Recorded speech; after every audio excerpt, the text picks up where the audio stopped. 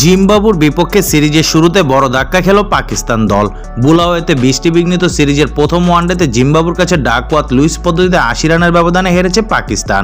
টসে জিতে শুরুতে ফিল্ডিংয়ের সিদ্ধান্ত নেন মোহাম্মদ রিজওয়ান। আগে ব্যাট করতে নেমে ২০৫ রানে অল আউট হয়ে যায় জিম্বাবুয়ে।